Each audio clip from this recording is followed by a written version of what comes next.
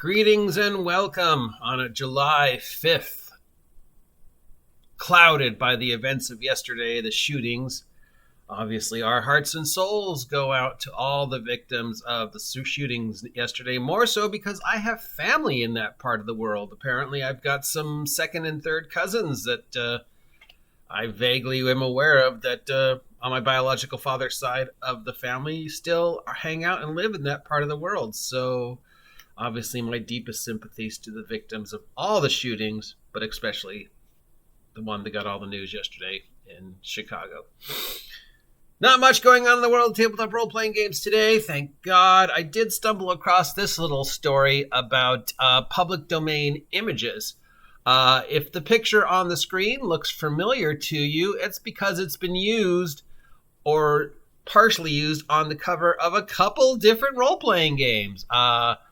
This is a original picture, or part of an original picture, by an artist called Tithi Luadthong. First name, T-I-T-H-I, Tithi. Second name, L-U-A-D-T-H-O-N-G, Luadthong. Tithi Luadthong. I am horribly sorry if I am mispronouncing your name, individual. That is, yeah. Anyway, so this has to do with Shutterstock, which I guess is a public domain art site. So artists can put their art, from what I understand, on this site with the understanding that for a small fee, people can download it and use it in some form on a product. So the artwork in question, which I think is just called Man with Robotic Arms Standing on Ruined Buildings, looking at sunset, was found on Shutterstock. It's the artwork of, like I said, this guy or girl, Tithi Luadthong. I'm sorry, you know what? I'm never going to get it. Artist named, formerly referred to as Luadthong. 5 RPGs that we know of have used this, but other RPGs have also dipped into it. There was a game. The most recent one was a game that's being kickstarted called Wasteland Sagas. They say that they found it on Shutterstock, paid the fee, which means as far as they could believed, you could use the image or parts of the image in your project, and you wouldn't get in trouble. And the basic response is the artist doesn't seem to really care as long as the fee's been paid and he gets credit.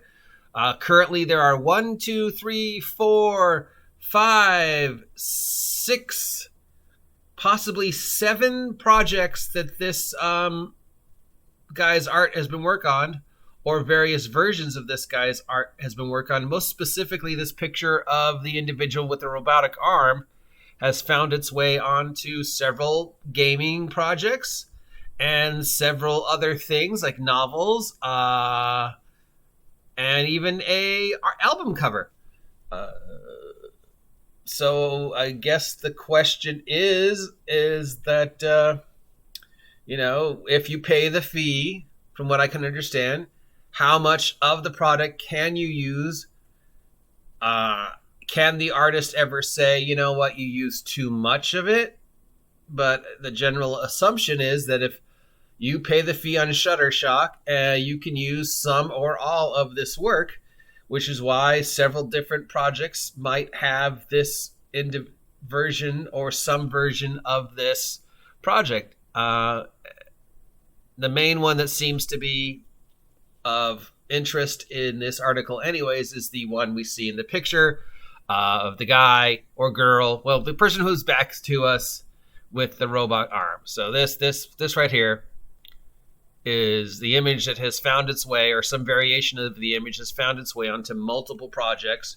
The artist put the art up on Shutterstock. As long as you pay the fee and give him some credit, apparently he's like, sure, go ahead. And therefore, about it looks like a half a dozen people have used some version of this art, most specifically this very picture right here, guy with back to us with robot arm.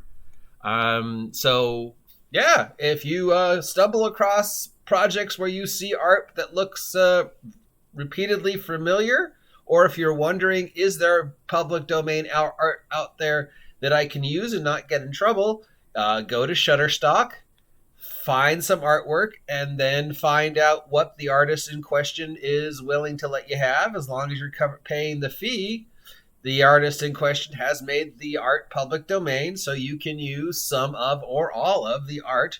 You can cut it and paste it and rearrange it and mess with it and Photoshop it into other pictures that like some of these people have done, and you're not going to get in trouble. But just, I think the final aspect of this is read the fine print.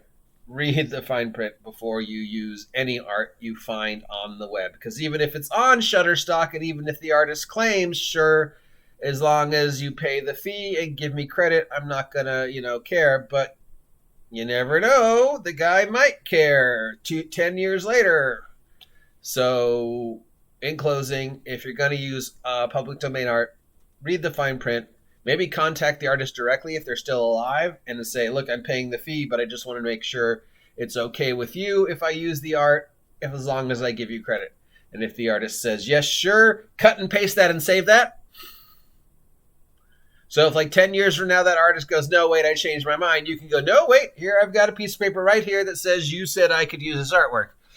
So, yeah, I guess that's sort of news. But it's more of just a curious thing. If you ever questioned yourself, about public domain art, what you can and cannot use, why sometimes you see the same picture used over and over again on various different projects, this is why.